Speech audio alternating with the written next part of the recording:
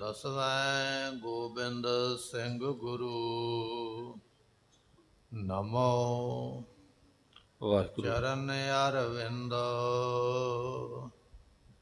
ਜਿਸ ਮੈਂ ਅੰਮ੍ਰਿਤ ਗਿਆਨ ਹੈ, ਮਾਨਕ ਭਗਤ ਵੈਰਾਗ। ਸ੍ਰੀ ਗੁਰੂ ਗ੍ਰੰਥ ਸਾਹਿਬ ਉਦਤ ਬੰਦੋ ਕਰ ਅਨੁਰਾਗ। ਏਕ ਓੰਕਾਰ ਸਤਿਗੁਰੂ ਤੇ ਪ੍ਰਸਾਦ ਸਚ ਹੋਏ। ਵਾਹਿਗੁਰੂ ਜੀ ਕੀ ਫਤਿਹ ਵਿਘਨ ਵਿਨਾਸ਼ਨ ਸੋਏ। ਸ੍ਰੀ ਵਾਹਿਗੁਰੂ ਜੀ ਕੀ ਫਤਿਹ ਵਿਘਨ ਵਿਨਾਸ਼ਨ ਸੋਏ। ਅਗਨ ਸੇਕ ਤਨ ਜਰਵੇ ਲਾਗਾ, ਸਹਿ ਕਿਮ ਸਕੈ ਚਹਿਤ ਤਬ ਭਾਗਾ। ਸਭ ਗਿਣਤੀ ਤਜ ਫਾਰ ਦੁਸ਼ਾਲਾ, ਤਜਿਓ ਕਫਨ ਕੋ ਤੂਰਨ ਚਾਲਾ। ਵਾਹਿਗੁਰੂ ਜੀ ਕਾ ਖਾਲਸਾ, ਵਾਹਿਗੁਰੂ ਜੀ ਕੀ ਫਤਿਹ। ਸਤਿਗੁਰਾਂ ਦੀ ਸਾਜੀ ਨਵਾਜੀ ਗੁਰੂ ਕੀ ਸੰਗਤ। ਧੰਨ ਗੁਰੂ ਗੋਬਿੰਦ ਸਿੰਘ ਮਹਾਰਾਜ ਜੀ ਦਾ ਇਤਿਹਾਸ ਸਰਵਣ ਕਰਨ ਵਾਸਤੇ ਆਪਾਂ ਸਤਿਗੁਰਾਂ ਦੇ ਦਰਬਾਰ ਵਿੱਚ ਆ ਕੇ ਬੈਠੇ ਹਾਂ। ਗੁਰੂ ਗੋਬਿੰਦ ਸਿੰਘ ਮਹਾਰਾਜ ਜੀ ਪਰਖ ਕਰਨ ਵਾਸਤੇ ਸੇਵਾਦਾਰ ਸਿੰਘਾਂ ਨੂੰ ਬੇਨਤੀ ਕੀਤੀ ਕਿ ਜਿਹੜੀ ਸੰਗਤ ਅਨੰਦਪੁਰ ਸਾਹਿਬ ਦੇ ਵਿੱਚ ਮੱਥਾ ਟੇਕਣ ਵਾਸਤੇ ਆਈ ਹੈ, ਇਹਨਾਂ ਨੂੰ ਵਾਪਸ ਪਿੰਡਾਂ ਦੇ ਵਿੱਚ ਨਾ ਜਾਣ ਦਿੱਤਾ ਜਾਵੇ। ਅਨੰਦਪੁਰ ਸਾਹਿਬ ਦੇ ਵਿੱਚ ਹੀ ਰੋਕ ਕੇ ਰੱਖਿਆ ਜਾਵੇ। ਜਦੋਂ 2-4 ਦਿਨ ਮਹਾਰਾਜ ਦਿਆਂ ਸਿੰਘਾਂ ਨੇ ਸੰਗਤ ਨੂੰ ਅਨੰਦਪੁਰ ਸਾਹਿਬ ਦੇ ਵਿੱਚ ਰੋਕ ਕੇ ਰੱਖਿਆ, ਮਾਲਵੇ ਦੀ ਸੰਗਤ ਨੇ ਇੱਕ ਛਲ ਕਰਨ ਦਾ ਉਪਾਅ ਸੋਚਿਆ ਹੈ। ਇੱਕ ਚੰਗੇ ਭਲੇ ਵਿਅਕਤੀ ਨੂੰ ਮੰਜੇ ਤੇ ਲੰਮੇ ਪਾ ਕੇ ਆਖਿਆ, ਮਹਾਰਾਜ ਇਹ ਤੇ ਮਰ ਗਿਆ, ਸਰੀਰ ਛੱਡ ਗਿਆ ਹੈ, ਅਸੀਂ ਇਸ ਦਾ ਸੰਸਕਾਰ ਕਰਨ ਵਾਸਤੇ ਲੈ ਕੇ ਚੱਲੇ ਹਾਂ। ਅਸਲ ਵਿੱਚ ਉਹ ਮਰਿਆ ਨਹੀਂ ਹੈ, ਕੇਵਲ ਛਲ ਕਰਨ ਵਾਸਤੇ ਜਿਉਂਦੇ ਨੂੰ ਮੁਰਦਾ ਬਣਾ ਦਿੱਤਾ। ਸਤਿਗੁਰੂ ਕਹਿਣ ਲੱਗੇ, ਸਾਡੇ ਕੋਲ ਲੈ ਕੇ ਆਓ, ਅਸੀਂ ਆਪ ਵੇਖਾਂਗੇ ਮਰਿਆ ਕਿ ਜਿਉਂਦਾ ਹੈ। ਸਤਿਗੁਰਾਂ ਦੇ ਕੋਲ ਲੈ ਕੇ ਆਏ। ਮਹਾਰਾਜ ਜਾਣਦੇ ਕਿ ਇਹਨਾਂ ਨੇ ਛਲ ਕੀਤਾ ਹੈ। ਸਤਿਗੁਰਾਂ ਨੇ ਉਪਦੇਸ਼ ਦਿੱਤਾ, ਕਹਿਣ ਲੱਗੇ, ਭਾਈ ਜਿੰਨਾ ਚਿਰ ਅੰਦਰ ਪ੍ਰੇਮ ਨਹੀਂ ਹੈ, ਜਿੰਨਾ ਚਿਰ ਤੁਹਾਡੇ ਅੰਦਰ ਭਰੋਸਾ ਨਹੀਂ ਹੈ, ਉਹਨਾਂ ਚਿਰ ਤੁਹਾਡੇ ਗਾਉਣ ਦੇ ਨਾਲ, ਤੁਹਾਡੇ ਬੈਠਣ ਦੇ ਨਾਲ, ਜਪਣ ਦੇ ਨਾਲ ਕੋਈ ਲਾਭ ਨਹੀਂ ਹੈ।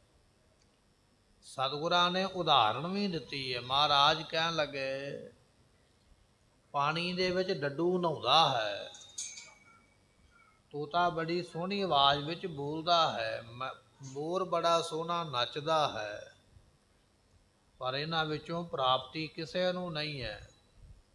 ਪ੍ਰਾਪਤੀ ਹੁੰਦੀ ਹੈ ਪਿਆਰ ਦੇ ਨਾਲ ਔਰ ਭਰੋਸੇ ਦੇ ਨਾਲ।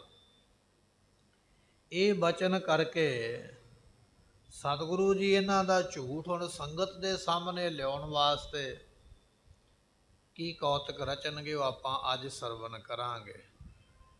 ਆਓ ਮਨ ਦਾ ਧਿਆਨ ਟਿਕਾਈਏ, ਮਿਲ ਕੇ ਆਖੀਏ ਸਤਨਾਮ ਸ਼੍ਰੀ ਵਾਹਿਗੁਰੂ ਸਾਹਿਬ ਜੀ। ਆਵਤ ਭਾਤ ਹੈ ਥਲ ਉਤਲਾਤਾ। ਸਤਿਗੁਰੂ ਪਾਤਸ਼ਾਹ ਮਹਾਰਾਜ ਸਾਹਿਬ ਜੀਆਂ ਨੇ ਇੱਕ ਸੇਵਾਦਾਰ ਨੂੰ ਭੇਜਿਆ, ਕਹਿਣ ਲੱਗੇ, ਜਾਓ ਲੰਗਰ ਦੇ ਵਿੱਚੋਂ ਇੱਕ ਬਲਦੀ ਹੋਈ ਲੱਕੜ ਲੈ ਕੇ ਆਓ।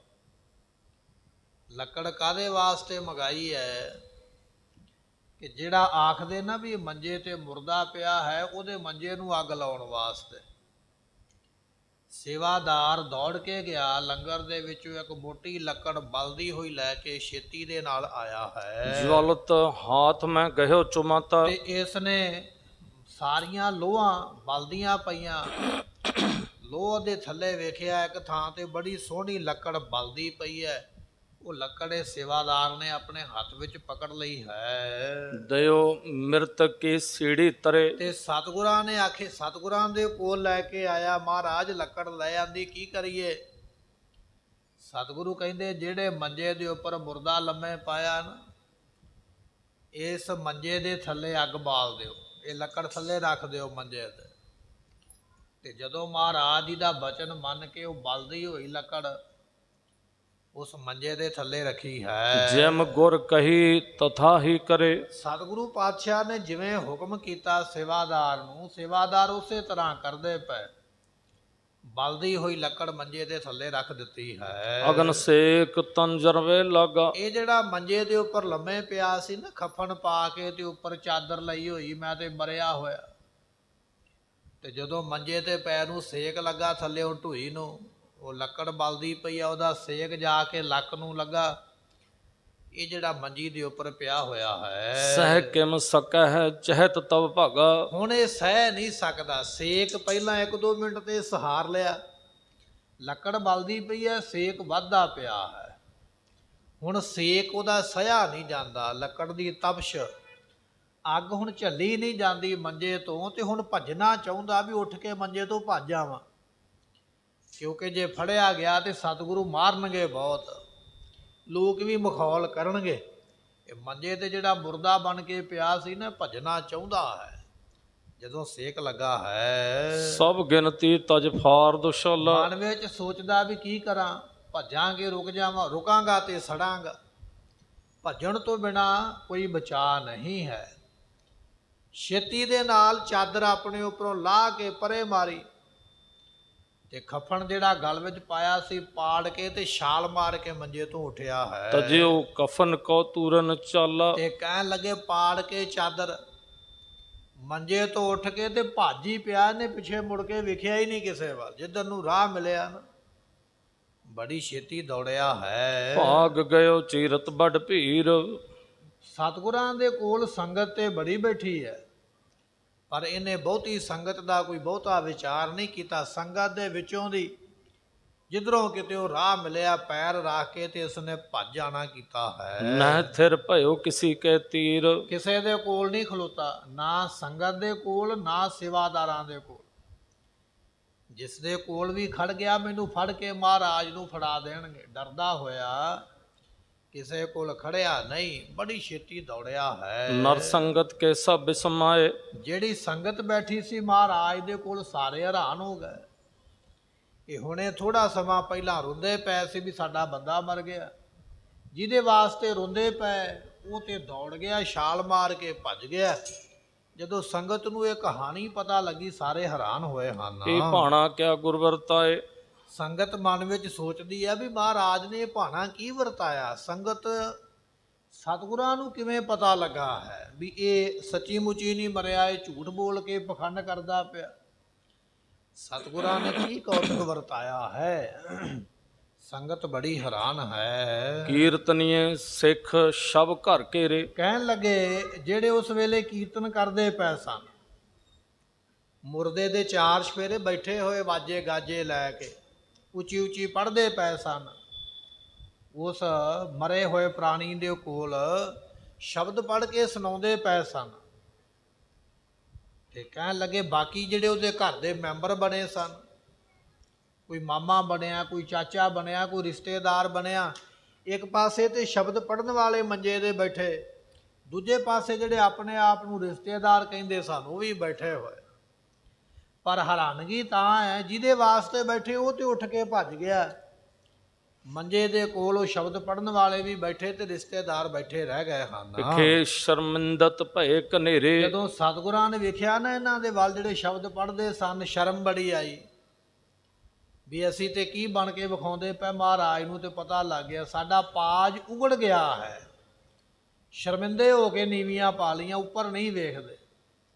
ਤੇ ਜਿਹੜੇ ਮਾਮੇ ਚਾਚੇ ਬਣ ਕੇ ਰੋਂਦੇ ਪਏ ਸਨ ਵੀ ਸਾਨੂੰ ਬੜਾ ਘਾਟਾ ਪੈ ਗਿਆ, ਹੁਣ ਉਹਨਾਂ ਦੀਆਂ ਵੀ ਨੀਵੀਆਂ ਪੈ ਗਈਆਂ, ਧੌਣਾ ਨੀਵੀਆਂ ਕਰਕੇ ਬੈਠ ਗਿਆ ਵੀ ਅਸੀਂ ਤੇ ਮਹਾਰਾਜ ਦੇ ਸਾਹਮਣੇ ਝੂਠ ਬੋਲਿਆ ਹੈ। ਲਾਜ ਸਭਨ ਕੀ ਆਂਖਨ ਆਈ, ਸਾਰਿਆਂ ਦੀ ਅੱਖਾਂ ਵਿੱਚ ਬੜੀ ਲਾਜ ਬੜੀ ਸ਼ਰਮ ਆਈ ਹੈ। ਗੁਰ ਸਨਮੁਖ ਨਹਿ ਨਾਰ ਉਠਾਈ। ਸਤਿਗੁਰਾਂ ਦੇ ਵੱਲ ਹੁਣ ਆਪਣੀ ਗਰਦਨ ਕਰਕੇ ਦੇਖਦੇ ਨਹੀਂ। ਮਹਾਰਾਜ ਦੇ ਨਾਲ ਅੱਖਾਂ ਕਿਵੇਂ ਮਿਲਾਈਏ? ਥੋੜਾ ਸਮਾਂ ਪਹਿਲਾਂ ਝੂਠ ਬੋਲਿਆ, ਝੂਠ ਵੀ ਏਡਾ ਵੱਡਾ ਬੋਲਿਆ, ਜਿਉਂਦੇ ਮਰਦੇ ਬੰਦੇ ਨੂੰ ਮੁਰਦਾ ਕਹਿ ਕੇ ਮਹਾਰਾਜ ਦੇ ਸਾਹਮਣੇ ਲਿਆਂਦਾ। ਜਿਹਨੂੰ ਮੁਰਦਾ ਆਖਿਆ ਉਹ ਤੇ ਦੌੜ ਗਿਆ। ਜਿਹੜੇ ਇੱਕ ਪਾਸੇ ਰਿਸ਼ਤੇਦਾਰ ਔਰ ਕੀਰਤਨ ਕਰਨ ਵਾਲੇ ਬੈਠੇ ਬੜੇ ਸ਼ਰਮਿੰਦੇ ਹੁੰਦੇ ਪਏ ਹਨ। ਸ਼੍ਰੀ ਕਲਗੀਧਰ ਦੇਖ ਬਖਾਨਾ। ਮਹਾਰਾਜ ਸਾਹਿਬ ਜੀ ਵੇਖ ਕੇ ਨਾ ਉਹਨਾਂ ਦੇ ਵਾਲੇ ਬੋਲਦੇ ਨਹੀਂ, ਨੀਵੀਂ ਪਾ ਕੇ ਬੈਠੇ। ਸਤਿਗੁਰੂ ਉਹਨਾਂ ਦੇ ਵੱਲ ਵੇਖ ਕੇ ਕਹਿਣ ਲੱਗੇ ਹਨ, ਤੁਮਰੋ ਕੀਰਤਨ ਫਲਿਓ ਮਹਾਨਾ। ਮਹਾਰਾਜ ਕਹਿਣ ਲੱਗੇ, ਆ ਵੇਖੋ ਤੁਹਾਡਾ ਕੀਰਤਨ ਕੀਤਾ ਫਲ ਗਿਆ ਅੱਜ। ਤੁਸੀਂ ਤੇ ਕੀਰਤਨ ਹੀ ਇੰਨਾ ਸੋਹਣਾ ਕੀਤਾ ਵੀ ਮਰਿਆ ਬੰਦਾ ਜਿਉਂਦਾ ਕਰ ਦਿੱਤਾ। ਤੁਹਾਡੇ ਵਰਗਾ ਤੇ ਕੀਰਤਨ ਕੋਈ ਕਰ ਹੀ ਨਹੀਂ ਸਕਦਾ। ਭਾਈ ਜਵਾਨੋ, ਬੱਲੇ ਬੜੀ ਚੰਗੀ ਗੱਲ ਹੈ, ਤੁਹਾਡੀ ਤੇ ਕਮਾਈ ਬੜੀ ਹੈ। ਵੇਖੋ ਹੁਣੇ ਥੋੜਾ ਸਮਾਂ ਪਹਿਲਾਂ ਮੁਰਦਾ ਮਰਿਆ ਪਿਆ ਸੀ, ਤੁਸੀਂ ਕੀਰਤਨ ਕੀਤਾ ਤੇ ਉਹ ਜਿਉਂਦਾ ਹੋ ਗਿਆ। ਸਤਿਗੁਰੂ ਜਾਣ ਬੁੱਝ ਕੇ ਕਹਿੰਦੇ ਪਏ ਇਹਨਾਂ ਨੂੰ ਹੋਰ ਸ਼ਰਮਿੰਦਿਆਂ ਕਰਨ ਵਾਸਤੇ, ਕਹਿੰਦੇ ਤੁਹਾਡਾ ਕੀਰਤਨ ਬੜਾ ਫਲਿਆ ਹੈ, ਤੁਸੀਂ ਤੇ ਮੁਰਦੇ ਵਿੱਚ ਜਾਨ ਪਾ ਦਿੱਤੀ ਹੈ। ਸਿੱਖੋ ਸ਼ਬਦ ਸੋ ਪ੍ਰੇਮ ਉਚਾਰਿਓ। ਮਹਾਰਾਜ ਕਹਿਣ ਲੱਗੇ, ਸਿੱਖੋ ਤੁਹਾਡੇ ਵਿੱਚ ਬਹੁਤਾ ਪ੍ਰੇਮ ਹੈ। ਵੇਖੋ ਤੁਸੀਂ ਕਿੰਨੇ ਪ੍ਰੇਮ ਨਾਲ ਸ਼ਬਦ ਪੜ੍ਹਿਆ, ਤੁਹਾਡੀ ਕਿੰਨੀ ਭਾਵਨਾ ਹੈ, ਤੁਹਾਡੀ ਕਿੰਨੀ ਕਮਾਈ ਹੈ। ਤੁਸੀਂ ਇੰਨੀ ਕਮਾਈ ਦੇ ਨਾਲ ਪ੍ਰੇਮ ਨਾਲ ਸ਼ਬਦ ਪੜ੍ਹਿਆ, ਤੁਹਾਡੇ ਸ਼ਬਦ ਪੜ੍ਹਨ ਕਰਕੇ ਮੁਰਦੇ ਵਿੱਚ ਜਾਨ ਪੈ ਗਈ, ਮੁਰਦਾ ਜਿਉਂਦਾ ਹੋ ਗਿਆ। ਇਹ ਤੁਸੀਂ ਬੜਾ ਪਰਉਪਕਾਰ ਕੀਤਾ ਹੈ। ਸਣੈ ਦੇਹ ਇਹ ਸਵਰਗ ਸਿਧਾਰਿਓ। ਮਹਾਰਾਜ ਕਹਿਣ ਲੱਗੇ, ਵੇਖੋ ਤੁਹਾਡੇ ਸ਼ਬਦ ਪੜ੍ਹਨ ਕਰਕੇ ਪਹਿਲਾਂ ਇਹ ਚਲੇ ਗਿਆ ਸਵਰਗਾਂ ਦੇ ਵਿੱਚ, ਫਿਰ ਤੁਸੀਂ ਹੋਰ ਭਾਵਨਾ ਨਾਲ ਸ਼ਬਦ ਪੜ੍ਹਿਆ, ਇਹਨੂੰ ਸਵਰਗ ਵੀ ਚੰਗੇ ਨਹੀਂ ਲੱਗੇ, ਛੱਡ ਕੇ ਵਾਪਸ ਆ ਗਿਆ। ਹੁਣ ਇਹਨੂੰ ਮੰਜਾ ਨਹੀਂ ਚੰਗਾ ਲੱਗਾ, ਇਹ ਛਾਲ ਮਾਰ ਕੇ ਇੱਥੋਂ ਵੀ ਭੱਜ ਗਿਆ। ਇਹ ਤੁਹਾਡੀ ਕਮਾਈ ਹੈ, ਧਨ ਤੁਹਾਡੀ ਕਮਾਈ ਹੈ, ਜਿਨ੍ਹਾਂ ਦਾ ਸ਼ਬਦ ਸੁਣ ਕੇ ਬੰਦੇ ਨੂੰ ਸਵਰਗ ਮਿਲਿਆ। ਤੁਹਾਡਾ ਪ੍ਰੇਮ ਵੇਖ ਕੇ ਇਹਨੂੰ ਸਵਰਗ ਵੀ ਚੰਗਾ ਨਹੀਂ ਲੱਗਾ, ਇਹ ਥੱਲੇ ਆ ਗਿਆ। ਥੱਲੇ ਆ ਕੇ ਇਹਨੂੰ ਤੁਸੀਂ ਵੀ ਚੰਗੇ ਨਹੀਂ ਲੱਗੇ, ਤੁਹਾਨੂੰ ਵੀ ਛੱਡ ਕੇ ਭੱਜ ਗਿਆ। ਇਹ ਧਨ ਹੈ ਤੁਹਾਡੀ ਕਮਾਈ, ਧਨ ਹੈ ਤੁਹਾਡੀ ਭਾਵਨਾ। ਮਹਾਰਾਜ ਇਸ ਤਰ੍ਹਾਂ ਕਹਿੰਦੇ ਹਨ। ਤਬ ਸਿੱਖਨ ਸਭ ਮਸਤਕ ਟੇਕੇ। ਜਦੋਂ ਮਹਾਰਾਜ ਨੇ ਇਹ ਗੱਲ ਆਖੀ ਨਾ ਵੀ ਤੁਸੀਂ ਤੇ ਕੀਰਤਨ ਹੀ ਬੜਾ ਪ੍ਰੇਮ ਨਾਲ ਕਰਦੇ ਹੋ, ਮੁਰਦਿਆਂ ਨੂੰ ਜਾਨ ਪਾਉਂਦੇ ਹੋ, ਤੇ ਫਿਰ ਇਹਨਾਂ ਸਾਰਿਆਂ ਨੇ ਮਹਾਰਾਜ ਦੇ ਅੱਗੇ ਸਿਰ ਝੁਕਾ ਕੇ ਉਸ ਵੇਲੇ, ਪਾਤਸ਼ਾਹੋ ਸੱਚ ਜਲਦ ਵਿਵੇਕੇ। ਸਤਿਗੁਰੂ ਪਾਤਸ਼ਾਹ ਤੁਸੀਂ ਵਾਕਿਆ ਹੀ ਸੱਚੇ ਪਾਤਸ਼ਾਹ ਹੋ। ਕੱਲਾ ਤੁਹਾਨੂੰ ਕਿਹਾ ਨਹੀਂ ਜਾਂਦਾ ਵੀ ਤੁਸੀਂ ਸੱਚੇ ਪਾਤਸ਼ਾਹ ਹੋ, ਅਸਲ ਦੇ ਵਿੱਚ ਤੁਸੀਂ ਵਾਕਿਆ ਹੀ ਸੱਚੇ ਪਾਤਸ਼ਾਹ ਹੋ। ਮਹਾਰਾਜ ਤੁਹਾਡੇ ਕੋਲੋਂ ਗੱਲ ਕੋਈ ਛੁਪਾਈ ਨਹੀਂ ਜਾ ਸਕਦੀ ਹੈ। ਤੁਮਰੀ ਗਾਤ ਤੁਮ ਹੀ ਪ੍ਰਭ ਜਾਨੋ। ਸਤਿਗੁਰੂ ਤੁਸੀਂ ਆਪਣੀ ਗਾਤ ਮਿਤ ਆਪੇ ਜਾਣਦੇ ਹੋ। ਕਿਸ ਮੈਂ ਸ਼ਕਤ ਸੁਲੇਹ ਪਛਾਨੋ। ਸਤਿਗੁਰੂ ਪਾਤਸ਼ਾਹ ਮਹਾਰਾਜ ਜੀ ਕਿਹਦੇ ਵਿੱਚ ਇੰਨੀ ਸ਼ਕਤੀ ਇੰਨੀ ਤਾਕਤ ਹੈ ਕਿ ਤੁਹਾਨੂੰ ਪਛਾਣ ਲਵੇ, ਇੰਨਾ ਕੋਈ ਤਾਕਤਵਰ ਨਹੀਂ ਹੈ। ਦਇਆ ਸਿੰਧ ਤਬ ਸਭਨ ਸੁਨਾਇਓ। ਸਤਿਗੁਰੂ ਪਾਤਸ਼ਾਹ ਮਹਾਰਾਜ ਫਿਰ ਸਾਰਿਆਂ ਨੂੰ ਸੁਣਾ ਕੇ ਕਹਿਣ ਲੱਗੇ ਹਨ, ਸਿੱਖੋ ਜੋ ਪਰਪੰਚ ਬਨਾਇਓ। ਮਹਾਰਾਜ ਕਹਿਣ ਲੱਗੇ, ਸਿੱਖੋ ਆ ਜਿਹੜਾ ਤੁਸੀਂ ਪਖੰਡ ਕਰਕੇ ਵਿਖਾਇਆ ਨਾ, ਸਾਨੂੰ ਪਹਿਲਾਂ ਹੀ ਪਤਾ ਸੀ। ਇਹ ਤੇ ਤੁਹਾਨੂੰ ਅਸੀਂ ਜਾਣ ਬੁੱਝ ਕੇ ਕਹਿ ਰਹੇ ਹਾਂ ਵੀ ਤੁਸੀਂ ਬੜੀ ਭਾਵਨਾ ਨਾਲ ਸ਼ਬਦ ਪੜ੍ਹਿਆ, ਬੰਦੇ ਨੂੰ ਸਵਰਗ ਭੇਜਿਆ, ਸਵਰਗਾਂ ਤੋਂ ਥੱਲੇ ਲੈ ਆਂਦਾ, ਮੁਰਦੇ ਵਿੱਚ ਜਾਨ ਪਾ ਦਿੱਤੀ ਹੈ।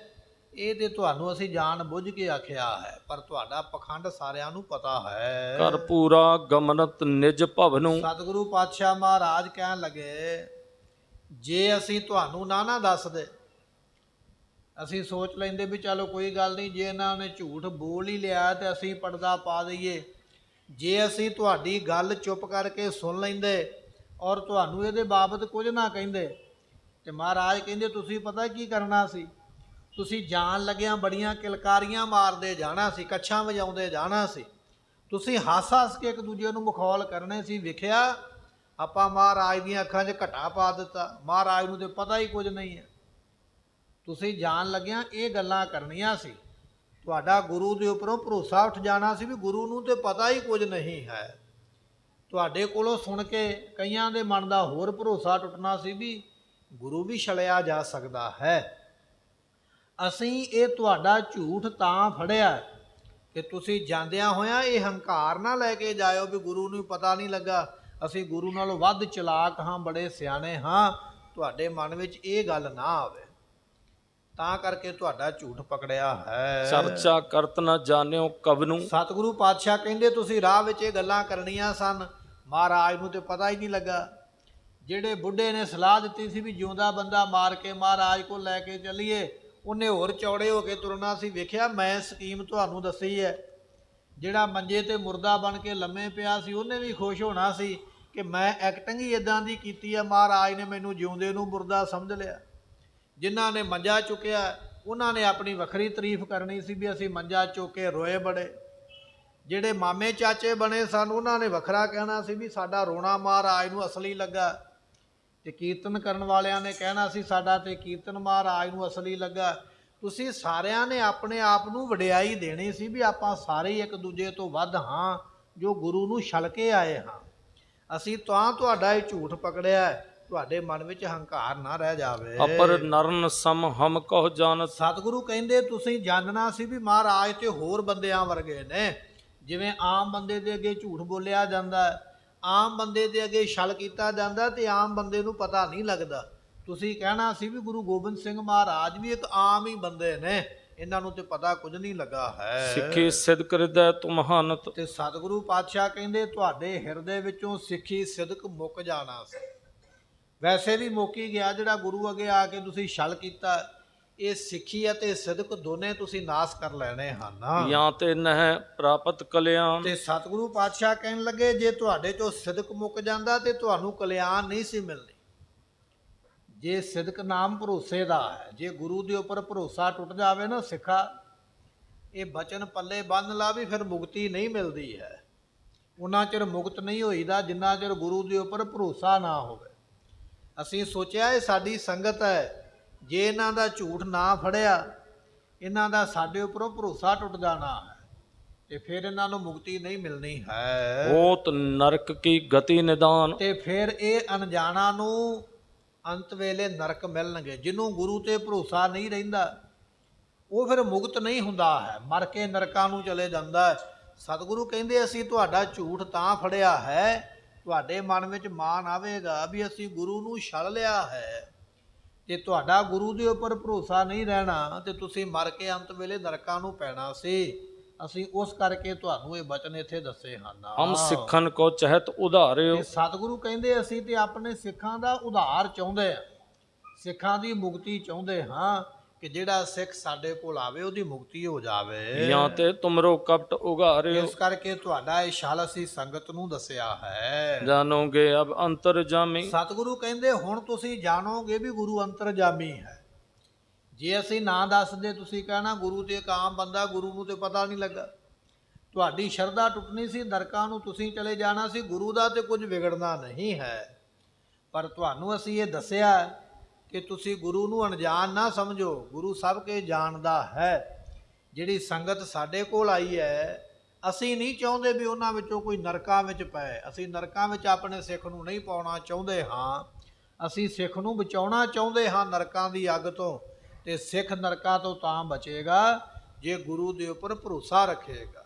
ਭਰੋਸੇ ਬਿਨਾ ਪ੍ਰਾਪਤੀ ਨਹੀਂ ਹੈ। ਲਖਿਓ ਮਹਾਤਮ ਠਾਨੋ ਸੁਆਮੀ। ਇਸ ਕਰਕੇ ਜੇ ਸਾਡਾ ਤੁਸੀਂ ਮਹਾਤਮ ਜਾਣੋਗੇ ਤਾਂ ਹੀ ਸਾਨੂੰ ਸੁਆਮੀ ਮੰਨੋਗੇ ਨਾ, ਮਾਲਕ ਤਾਂ ਹੀ ਮੰਨੋਗੇ ਜੇ ਤੁਸੀਂ ਮਹਾਰਾਜ ਕਹਿਣ ਲੱਗੇ ਵੀ ਮਹਾਤਮ ਜਾਣ ਲਵੋਗੇ। ਸਿੱਖ ਸਮੀਪਨ ਬਿਨਾ ਸੁਨਾਈ। ਸਤਿਗੁਰੂ ਪਾਤਸ਼ਾਹ ਮਹਾਰਾਜ ਸਾਹਿਬ ਜੀ ਦੇ ਕੋਲ ਜਿਹੜੇ ਸਿੱਖ ਸਨ ਉਹ ਬੇਨਤੀਆਂ ਕਰਦੇ ਹਨ, ਬਖਸ਼ੋ ਇਨ ਕੂਰੀ ਚਤੁਰਾਈ। ਬਾਕੀ ਸਿੱਖਾਂ ਨੇ ਸਿਫਾਰਿਸ਼ ਕਰ ਦਿੱਤੀ। ਹੋਰ ਜਿਹੜੀ ਸੰਗਤ ਬੈਠੀ ਹੈ ਨਾ, ਕਹਿਣ ਲੱਗੇ ਮਹਾਰਾਜ ਚਲੋ ਇਹਨਾਂ ਨੇ ਗਲਤੀ ਕੀਤੀ ਹੈ, ਆਪ ਜੀ ਮਾਫ ਕਰ ਦਿਓ। ਦੂਜੀ ਸੰਗਤ ਨੇ ਜਿਹੜੇ ਪਹਿਲਾਂ ਤੋਂ ਬੈਠੇ, ਜਿਹੜੇ ਇਸ ਸਾਰੇ ਕਾਰਿਕ੍ਰਮ ਦੇ ਵਿੱਚ ਨਹੀਂ ਸਨ, ਬਾਹਰ ਸਨ, ਉਹਨਾਂ ਨੇ ਤਰਲਾ ਕੀਤਾ ਮਹਾਰਾਜ ਮਾਫ ਕਰ ਦਿਓ, ਇਹਨਾਂ ਨੂੰ ਅਣਜਾਣ ਹਨ, ਇਹਨਾਂ ਦੀ ਗਲਤੀ ਨੂੰ ਨਾ ਚਿਤਾਰਨਾ ਕਰੋ। ਇਸ ਕ੍ਰਿਤ ਤੇ ਹੋਏ ਦੋਖ ਨਾ ਕੋਈ। ਸਤਿਗੁਰੂ ਪਾਤਸ਼ਾਹ ਕਹਿਣ ਲੱਗੇ ਇਸ ਕਰਤੂਤ ਕਰਨ ਦੇ ਨਾਲ ਕੋਈ ਪਾਪ ਨਾ ਹੋਵੇ, ਆਪ ਜੀ ਕਿਰਪਾ ਕਰੋ। ਭਈ ਰੋਕ ਛਲ ਠਾਨਿਓ ਸੋਈ। ਸਤਿਗੁਰੂ ਕਹਿੰਦੇ ਵੀ ਅਸੀਂ ਤਾਂ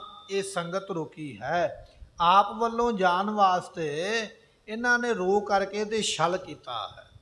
ਸਤਿਗੁਰੂ ਸੰਗਤ ਰੋਕੀ ਤੇ ਤਾਂ ਇਹਨਾਂ ਲੋਕਾਂ ਨੇ ਬਹਾਨਾ ਬਣਾਇਆ ਹੈ। ਦੋਹਰਾ ਸੁਨ ਸਿੱਖਨ ਤੇ ਸਤਿਗੁਰੂ ਕਿਰਪਾ ਦ੍ਰਿਸ਼ਟ ਅਵਲੋਕ। ਸਤਿਗੁਰੂ ਪਾਤਸ਼ਾਹ ਨੇ ਸੁਣਿਆ ਨਾ ਬਚਨ, ਜਦੋਂ ਸੰਗਤ ਨੇ ਸਿਫਾਰਿਸ਼ ਕੀਤੀ ਨਾ ਮਹਾਰਾਜ ਮਾਫ ਕਰ ਦਿਓ, ਤੇ ਧੰਨ ਗੁਰੂ ਗੋਬਿੰਦ ਸਿੰਘ ਮਹਾਰਾਜ ਜੀ ਸੁਣ ਕੇ ਤੇ ਫਿਰ ਉਸ ਵੇਲੇ ਮਹਾਰਾਜ ਨੇ ਕਿਰਪਾ ਦੀ ਦ੍ਰਿਸ਼ਟੀ ਮਿਹਰ ਦੇ ਨਾਲ ਤੱਕਿਆ ਹੈ। ਸਭਨ ਸੁਨਾਵਤ ਬਦਨ ਤੇ ਉਚਰਿਓ ਏਕ ਸ਼ਲੋਕ। ਮਹਾਰਾਜ ਨੇ ਇੱਕ ਸ਼ਲੋਕ ਆਪਣੇ ਮੁਖ ਤੋਂ ਉਸ ਵੇਲੇ ਕਹਿਆ, ਸਾਰਿਆਂ ਨੂੰ ਸੁਣਾ ਕੇ ਮਹਾਰਾਜ ਕਹਿਣ ਲੱਗੇ ਹਨ, ਵਿਛੜੇ ਕੋ ਮੇਲੇ ਗੁਰੂ ਸਭ ਕੋ ਬਖਸ਼ਣ ਹਾਰ। ਸਤਿਗੁਰੂ ਕਹਿਣ ਲੱਗੇ ਗੁਰੂ ਤੇ ਹੈ ਹੀ ਭਾਈ ਐਸਾ ਜਿਹੜਾ ਵਿਛੜਿਆਂ ਨੂੰ ਮਿਲਦਾ ਹੈ।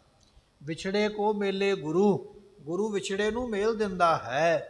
ਅਤੇ ਸਭ ਕੋ ਬਖਸ਼ਣ ਹਾਰ, ਜਿਹੜਾ ਗੁਰੂ ਦੀ ਸ਼ਰਨ ਵਿੱਚ ਆ ਜਾਵੇ ਮਹਾਰਾਜ ਨੂੰ ਬਖਸ਼ ਲੈਂਦੇ ਹਨ। ਬਖਸ਼ਣ ਹਾਰਾ ਬਖਸ਼ ਲੈ ਨਾਨਕ ਪਾਰ ਉਤਾਰ। ਸਤਿਗੁਰੂ ਪਾਤਸ਼ਾਹ ਕਹਿਣ ਲੱਗੇ ਆ ਬਖਸ਼ਣ ਹਾਰ, ਸਤਿਗੁਰੂ ਬਖਸ਼ ਲੋ ਤੇ ਪਾਰ ਉਤਾਰਾ ਕਰ ਦਿਓ। ਇਹ ਲਿਖਤ ਹੈ, ਪਰ ਮਹਾਰਾਜ ਨੇ ਗੁਰਬਾਣੀ ਵਿੱਚ ਵੀ ਲਿਖਿਆ ਹੈ। ਸਤਿਗੁਰੂ ਕਹਿਣ ਲੱਗੇ ਕਿ ਸਤਿਗੁਰੂ ਐਸਾ ਸਮਰੱਥ ਹੈ, ਕੈਸਾ ਸਮਰੱਥ ਹੈ, ਅਸੀਂ ਖਤੇ ਬਹੁਤ ਕਮਾਉਂਦੇ ਅੰਤ ਨਾ ਪਾਰਾ ਵਾਰ, ਹਰ ਕਿਰਪਾ ਕਰਕੇ ਬਖਸ਼ ਲੈਹੋ, ਹਉ ਪਾਪੀ ਵੱਡ ਗੁਨਹਗਾਰ। ਇਹ ਗੁਰੂ ਗ੍ਰੰਥ ਸਾਹਿਬ ਦਾ ਬਚਨ ਹੈ। ਮਹਾਰਾਜ ਅਸੀਂ ਖਤੇ ਬਹੁਤ ਕਮਾਉਂਦੇ, ਖਤੇ ਨਾਮ ਹੈ ਗੁਨਾਹ ਦਾ, ਅਸੀਂ ਬੜੇ ਗੁਨਾਹ ਕਮਾਉਂਦੇ ਹਾਂ, ਦਿਨੇ ਰਾਤ ਗਲਤੀਆਂ ਕਰਦੇ, ਪਾਪ ਕਰਦੇ, ਅਸੀਂ ਖਤੇ ਬਹੁਤ ਕਮਾਉਂਦੇ, ਬੜੇ ਖਤੇ ਗੁਨਾਹ ਕਮਾਉਂਦੇ ਹਾਂ, ਅੰਤ ਨਾ ਪਾਰਾਵਾਰ, ਸਾਡੇ ਗੁਨਾਹਾਂ ਦਾ ਕੋਈ ਪਾਰਾਵਾਰ ਅੰਤ ਨਹੀਂ ਹੈ। ਇਹ ਨਹੀਂ ਵੀ ਅੱਜ 5 ਗੁਨਾਹ ਕਰ ਲੈ ਤੇ ਬਸ ਹੁਣ 6ਵਾਂ ਨਹੀਂ ਕਰਨਾ। ਮਹਾਰਾਜ ਪਤਾ ਨਹੀਂ ਕਿੰਨੇ ਕੁ ਰੋਜ਼ ਕਰਦੇ ਆ, ਸੈਂਕੜੇ ਹੀ ਗੁਨਾਹ ਕਰਦੇ। ਸਾਡੇ ਗੁਨਾਹਾਂ ਦਾ ਅੰਤ ਕੋਈ ਨਹੀਂ। ਬਖਸ਼ਣਹਾਰ ਬਖਸ਼ ਲੈ, ਹਰ ਕਿਰਪਾ ਕਰਕੇ ਬਖਸ਼ ਲੈ, ਹਉ ਪਾਪੀ ਵੱਡ ਗੁਨਹਗਾਰ। ਮਹਾਰਾਜ ਕਿਰਪਾ ਕਰਕੇ ਸਾਨੂੰ ਬਖਸ਼ ਲਓ, ਅਸੀਂ ਬੜੇ ਵੱਡੇ ਪਾਪੀ ਔਰ ਗੁਨਹਗਾਰ ਹਾਂ। ਲੇਖਾ ਕਤਹਿ ਨ ਛੂਟੀਐ, ਖਿਣ ਖਿਣ ਭੂਲਨ ਹਾਰ, ਬਖਸ਼ਣ ਹਾਰ ਬਖਸ਼ ਲੈ ਨਾਨਕ ਪਾਰ ਉਤਾਰ। ਉਤਾਰ। ਇਹ ਗੁਰਬਾਣੀ ਦਾ ਬਚਨ ਹੈ। ਸਤਿਗੁਰੂ ਪਾਤਸ਼ਾਹ ਕਹਿਣ ਲੱਗੇ ਕਿ ਗੁਰੂ ਐਸਾ ਸਮਰੱਥ ਹੈ, ਵਿਛੜਿਆ ਮਿਲੈ ਪ੍ਰਭੂ ਹਰ ਦਰਗਹਿ ਕਾ ਬਸੀਠ। ਸਤਿਗੁਰੂ ਐਸੇ ਨੇ ਵਿਛੜਿਆਂ ਨੂੰ ਮੇਲ ਲੈਂਦੇ। ਜੈਸਾ ਸਤਿਗੁਰੂ ਸੁਣੀਦਾ ਤੈਸੋ ਹੀ ਮੈਂ ਢੀਠ, ਵਿਛੜਿਆ ਮਿਲੇ ਪ੍ਰਭੂ ਹਰ ਦਰਗਹਿ ਕਾ ਬਸੀ। ਸਤਿਗੁਰੂ ਐਸਾ ਸੁਣੀਦਾ ਹੈ, ਇਸ ਤਰ੍ਹਾਂ ਦਾ ਗੁਰੂ ਕਿਹਾ ਜਾਂਦਾ ਹੈ, ਸੁਣਿਆ ਜਾਂਦਾ ਹੈ। ਜੈਸਾ ਸਤਿਗੁਰੂ ਸੁਣੀਦਾ, ਸਤਿਗੁਰੂ ਇਹ ਸੁਣਿਆ ਜਾਂਦਾ ਵੀ ਪਾਪੀਆਂ ਨੂੰ ਬਖਸ਼ਣਹਾਰ ਹੈ। ਤੈਸੋ ਹੀ ਮੈਂ ਢੀਠ, ਜਦੋਂ ਮੈਂ ਗੁਰੂ ਨੂੰ ਡਿਠਾ ਤੇ ਮੈਂ ਜਾਣ ਲਿਆ ਕਿ ਵਾਕਿਆ ਹੀ ਗੁਰੂ ਪਾਪੀਆਂ ਨੂੰ ਬਖਸ਼ਣਹਾਰ ਹੈ। ਵਿਛੜਿਆਂ ਮੇਲੇ ਪ੍ਰਭੂ, ਸਤਿਗੁਰੂ ਵਿਛੜਿਆਂ ਨੂੰ ਮੇਲ ਲੈਂਦੇ। ਹਰ ਦਰਗਹਿ ਕਾ ਬਸੀਠ, ਮਹਾਰਾਜ ਦਰਗਾਹ ਦੇ ਵਿੱਚ ਵਕੀਲ ਬਣ ਜਾਂਦੇ ਤੇਰੀ ਹਿਫਾਜ਼ਤ ਕਰਨ ਵਾਸਤੇ। ਜਿਵੇਂ ਇੱਕ ਵਕੀਲ ਕੋਰਟ ਦੇ ਵਿੱਚ ਪੱਖ ਸੁਣਾ ਕੇ ਤੇ ਕਈ ਤਰ੍ਹਾਂ ਦੀਆਂ ਗੱਲਾਂ ਬਾਤਾਂ ਕਰਕੇ ਤੇ ਛੁਡਾ ਲਿਆਉਂਦਾ ਨਾ ਮੁਜਰਮ ਨੂੰ ਜੇਲ੍ਹ ਦੇ ਵਿੱਚੋਂ, ਜਾਂ ਕਿਸੇ ਵੀ ਕਾਂਡ ਦੇ ਵਿੱਚ ਉਹਦਾ ਹੱਥ ਹੈ ਤੇ ਵਕੀਲ ਉਸ ਨੂੰ ਬਚਾ ਲੈਂਦਾ ਹੈ। ਗੁਰੂ ਵੀ ਭਾਈ ਐਸਾ ਹੀ ਵਕੀਲ ਹੈ ਜਿਹੜਾ ਦਰਗਾਹ ਦੇ ਵਿੱਚੋਂ ਨਰਕਾਂ ਵਿੱਚ ਪੈਣ ਤੋਂ ਆਪਣੇ ਸਿੱਖ ਨੂੰ ਛੁਡਾ ਲੈਂਦਾ ਹੈ। ਵਿਛੜਿਆ ਮੇਲੇ ਪ੍ਰਭੂ ਹਰ ਦਰਗਹਿ ਕਾ ਬਸੀਠ। ਬਸੀਠ ਨਾਮ ਵਕੀਲ ਦਾ ਹੈ। ਗੁਰੂ ਐਸਾ ਵਕੀਲ ਹੈ ਜਿਹੜਾ ਐਸੇ ਵੱਡੇ ਗੁਨਾਹਾਂ ਤੋਂ ਛੁਡਾ ਲੈਂਦਾ ਹੈ। ਐਸੀ ਗੁਰੂ ਦੀ ਸਮਰੱਥਾ ਹੈ। ਚੌਪਈ ਭਏ ਪ੍ਰਸੰਨ ਬਾਕ ਕੋ ਕਹਿਓ। ਸਤਿਗੁਰੂ ਪਾਤਸ਼ਾਹ ਮਹਾਰਾਜ ਖੁਸ਼ ਹੋ ਕੇ ਉਸ ਵੇਲੇ ਕਹਿਣ ਲੱਗੇ ਹਨ, ਘਰ ਕੋ ਕਾਜ ਸਭਨ ਕੋ ਲਹਿਓ। ਸਤਿਗੁਰੂ ਪਾਤਸ਼ਾਹ ਕਹਿੰਦੇ ਸਾਨੂੰ ਪਤਾ ਸੀ ਵੀ ਤੁਹਾਨੂੰ ਸਾਰਿਆਂ ਨੂੰ ਘਰ ਵਿੱਚ ਕੰਮ ਹੈ। ਅਸੀਂ ਜਾਣਦੇ ਹਾਂ, ਸਾਨੂੰ ਕਿਹੜਾ ਭੁੱਲ ਹੈ। ਸਾਨੂੰ ਪਤਾ ਹੈ ਵੀ ਤੁਹਾਡੀਆਂ ਮੱਝਾਂ ਨੇ, ਗਾਵਾਂ ਨੇ, ਜ਼ਮੀਨਾਂ ਨੇ, ਕਾਰੋਬਾਰ, ਦੁਕਾਨਾਂ ਨੇ, ਉਹ ਕੰਮ ਤੁਸੀਂ ਜਾ ਕੇ ਸਾਹਮਣੇ ਨੇ। ਇਹ ਸਾਨੂੰ ਪਤਾ ਸੀ। ਇਹ ਤੇ ਤੁਹਾਡੀ ਪਰਖ ਕਰਨ ਵਾਸਤੇ ਅਸੀਂ ਤੁਹਾਨੂੰ ਰੋਕਿਆ ਵੀ ਤੁਸੀਂ ਗੁਰੂ ਕੋਲ ਕਿੰਨਾ ਕੁ ਸਮਾਂ ਰੁਕ ਸਕਦੇ ਹੋ। ਇਹ ਤਾਂ ਅਸੀਂ ਕਾਰਜ ਕੀਤਾ ਹੈ। ਗਵਨੋ ਭਵਨ ਰਟੋ ਸਤਨਾਮ। ਸਤਿਗੁਰੂ ਪਾਤਸ਼ਾਹ ਕਹਿੰਦੇ ਜਾਓ ਭਾਈ, ਅਸੀਂ ਤੁਹਾਨੂੰ ਰੋਕਦੇ ਨਹੀਂ। ਅੱਜ ਤੋਂ ਤੁਹਾਨੂੰ ਛੁੱਟੀ ਹੈ, ਜਾਓ ਅਨੰਦਪੁਰ ਸਾਹਿਬ ਦੇ ਵਿੱਚੋਂ ਆਪੋ ਆਪਣੇ ਘਰਾਂ 'ਚ ਜਾ ਕੇ ਕੰਮਕਾਰ ਕਰੋ, ਪਰ ਇੱਕ ਬਚਨ ਪੱਲੇ ਬੰਨ੍ਹ ਕੇ ਜਾਇਓ। ਆਪਣੇ ਘਰ ਵਿੱਚ ਕੰਮਕਾਰ ਕਰਦਿਆਂ ਹੋਇਆਂ ਆਪਣੇ ਮੁਖ ਤੋਂ ਜਾਪ ਕਰਨਾ ਹੈ, ਸਤਨਾਮ ਵਾਹਿਗੁਰੂ, ਸਤਨਾਮ ਵਾਹਿਗੁਰੂ, ਸਤਨਾਮ ਵਾਹਿਗੁਰੂ, ਸਤ। ਇਹ ਆਪਣੇ ਘਰ ਦੇ ਵਿੱਚ ਜਾ ਕੇ ਜਦੋਂ ਕੰਮਕਾਰ ਕਰਨਾ, ਇਸ ਨਾਮ ਨੂੰ ਛੱਡਣਾ ਨਹੀਂ। ਇਹ ਘਰ ਦੇ ਵਿੱਚ ਤੁਸੀਂ ਜਪਦੇ ਰਹਿਣਾ ਹੈ। ਇਹ ਸਾਡਾ ਉਪਦੇਸ਼ ਨਾਲ ਲੈ ਕੇ ਜਾਣਾ ਕਰੋ। ਸਤ ਸੰਗਤ ਸੇਵੋ ਅਬਰਮੋ, ਅਤੇ ਸਦਾ ਹੀ ਸੰਗਤ ਦੀ ਸੇਵਾ ਕਰਨੀ ਹੈ। ਜਿੱਥੇ ਕਿਤੇ ਵੀ ਸੰਗਤ ਹੋਵੇ, ਕੋਈ ਬਾਣੀ ਪੜਨ ਵਾਲੇ, ਨਾਮ ਜਪਣ ਵਾਲਿਆਂ ਦੀ ਸੇਵਾ ਕਰਕੇ ਲਾਹਾ ਲੈਣਾ ਕਰੋ। ਗੁਰ ਘਰ ਕੋ ਸਭ ਸਿਦਕ ਤੇ ਕਮਾਓ, ਗੁਰੂ ਘਰ ਦੇ ਵਿੱਚ ਸਿਦਕ ਰੱਖੀਦਾ ਹੁੰਦਾ। ਸਿਦਕ ਨਾਮ ਗੁਰਮੁਖੋ ਭਰੋਸੇ ਦਾ ਹੈ। ਗੁਰੂ ਦੇ ਉੱਪਰ ਭਰੋਸਾ ਰੱਖੀਦਾ, ਆਪਣੇ ਭਰੋਸੇ ਨੂੰ ਐਵੇਂ ਡੁਲਾ ਨਹੀਂ ਲਈਦਾ। ਨਿੱਕੀ ਮੋਟੀ ਗੱਲ ਤੇ ਗੁਰੂ ਨੇ ਆਖਿਆ ਵੀ ਪਿੰਡ ਨਹੀਂ ਜਾਣਾ, ਸਾਡੇ ਕੋਲ ਅਨੰਦਪੁਰ ਸਾਹਿਬ ਰਹਿ ਪੋ। ਹੁਣ ਗੁਰੂ ਨੇ ਪੱਕਾ ਤੇ ਰੱਖਣਾ ਨਹੀਂ। ਗੱਲ ਤੇ 2-4 ਦਿਨਾਂ ਦੀ ਸੀ, ਪਰ ਤੁਸੀਂ 2-4 ਦਿਨ ਵੀ ਗੁਰੂ ਤੇ ਭਰੋਸਾ ਨਹੀਂ ਰੱਖ ਸਕੇ। ਤੁਸੀਂ ਬਹਾਨੇ ਮਾਰੇ। ਜਦੋਂ ਬਹਾਨਾ ਕੋਈ ਨਹੀਂ ਚੱਲਿਆ, ਫਿਰ ਤੁਸੀਂ ਸਾਡੇ ਨਾਲ ਛਲ ਕੀਤਾ। ਇੱਕ ਜਿਉਂਦੇ ਬੰਦੇ ਨੂੰ ਮੰਜੇ ਤੇ ਲੰਮੇ ਪਾ ਕੇ ਆਖਿਆ ਇਹ ਤੇ ਮਰ ਗਿਆ, ਵੀ ਮਹਾਰਾਜ ਹੁਣ ਆਪਣੇ ਘਰ ਜਾਣ ਦੇਣਗੇ। ਸਤਿਗੁਰੂ ਕਹਿੰਦੇ ਇਸ ਤਰ੍ਹਾਂ ਨਹੀਂ ਕਰੀਦਾ, ਗੁਰੂ ਦੇ ਉੱਪਰ ਭਰੋਸਾ ਰੱਖੀਦਾ ਹੈ। ਹੋਲ ਦੁਸਹਿਰਾ ਦਰਸ਼ਨ ਆਵੋ, ਜਦੋਂ ਹੋਲੀ ਆਵੇਗੀ, ਦੁਸਹਿਰਾ ਆਵੇਗਾ, ਵਿਸਾਖੀ ਆਵੇਗੀ, ਉਦੋਂ ਗੁਰੂ ਘਰ ਆ ਕੇ ਦਰਸ਼ਨ ਕਰਿਆ ਕਰੋ। ਸੁਨ ਬਖਸ਼ਨ ਕੋ ਸਭ ਹਰਖਾਏ, ਤੇ ਸਤਿਗੁਰੂ ਪਾਤਸ਼ਾਹ ਨੇ ਕਿਹਾ ਵੀ ਤੁਹਾਨੂੰ ਅਸੀਂ ਬਖਸ਼ ਲਿਆ ਹੈ। ਗੁਰਮੁਖੋ, ਗੁਰੂ ਨੂੰ ਸੰਗਤ ਦੀ ਗਿਣਤੀ ਦੇ ਨਾਲ ਕੋਈ ਵਾਸਤਾ ਨਹੀਂ ਹੈ। ਆਪਾਂ ਸੋਚਦੇ ਹਾਂ ਵੀ ਸਾਡੀ ਸੰਗਤ ਬਹੁਤੀ ਹੋਵੇਗੀ ਤੇ ਗੁਰੂ ਵੱਡਾ ਹੋ ਜਾਏਗਾ, ਸੰਗਤ ਘਟ ਜਾਏਗੀ, ਗੁਰੂ ਛੋਟਾ ਹੋ ਜਾਏਗਾ। ਗੁਰੂ ਨੂੰ ਸੰਗਤ ਦੀ ਗਿਣਤੀ ਨਾਲ ਕੋਈ ਵਾਸਤਾ ਨਹੀਂ ਹੈ। ਗੁਰੂ ਨੂੰ ਇਹ ਹੈ ਵੀ ਇਹਨਾਂ ਵਿੱਚੋਂ ਸਿਦਕ ਕਮਾਉਣ ਵਾਲੇ ਕਿੰਨੇ ਨੇ, ਇਹਨਾਂ ਵਿੱਚੋਂ ਬਚਨ ਕਮਾਉਣ ਵਾਲੇ ਕਿੰਨੇ ਨੇ।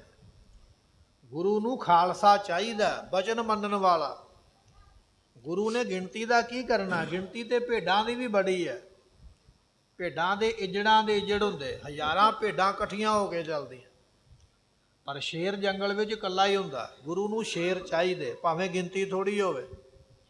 ਥੋੜੇ ਜਿਹੜੇ ਨੇ ਉਹ ਵੀ ਇਤਿਹਾਸ ਸਿਰਜ ਦਿੰਦੇ ਨੇ, ਤੇ ਜੇ ਬਹੁਤੀਆਂ ਭੇਡਾਂ ਹੋਣ ਤੇ ਇਤਿਹਾਸ ਉਹਨਾਂ ਦਾ ਕੋਈ ਨਹੀਂ ਬਣਦਾ ਹੈ।